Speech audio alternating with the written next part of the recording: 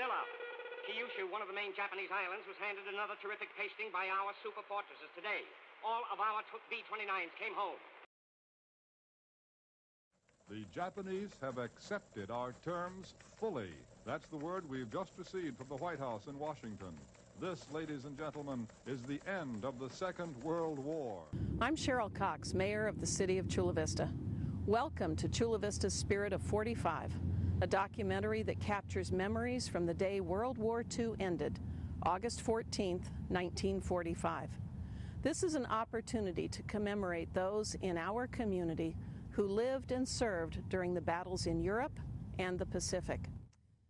From them, we will learn of their many sacrifices and the unwavering commitment to service that helped defend democracy and build our nation and our community here at home.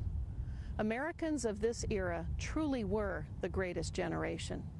Now you will hear and see stories and images of local veterans as they recall the moment 65 years ago when they heard the news, the war is over. I have the honor to start this program with the story of Joan de Munbrun. I was stunned.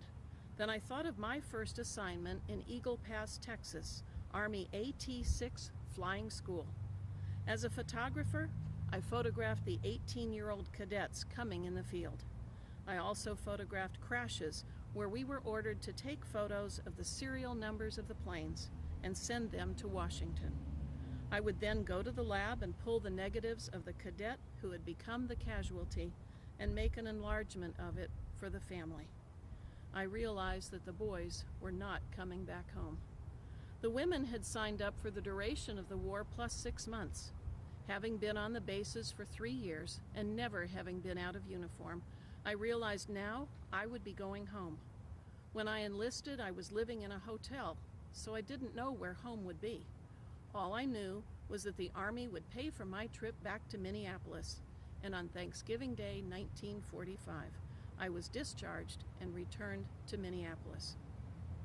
I spent 30 days planning on my future and decided to attend the Fred Archer School of Photography in Los Angeles, a 2-year program which had been established for the returning veterans.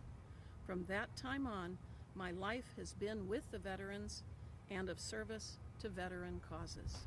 I'm Neil Asper, Administrator of California Veterans Home, Chula Vista.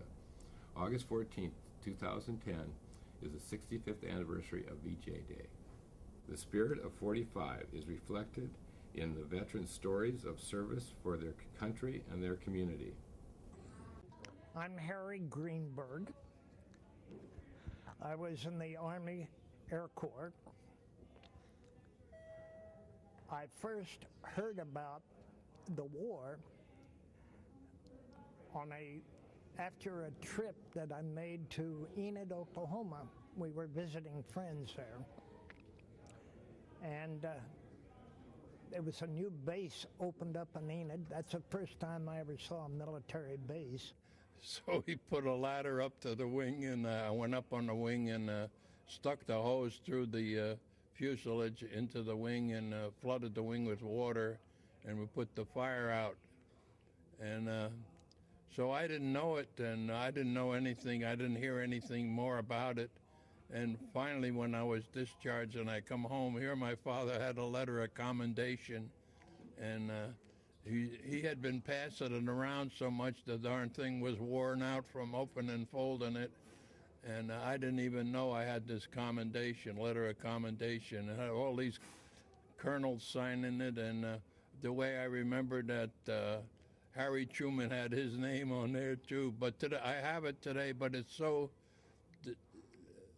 disintegrated that there's hardly anything you can read on it. And there had been 5 men in the crash crew, and they all had their names on there. August the 14th, 1945, I was in the Quonset hut with all the fellas in there, all hollering and cheering that Japan had surrendered. I was so happy that the war was over. All I wanted to do was go home.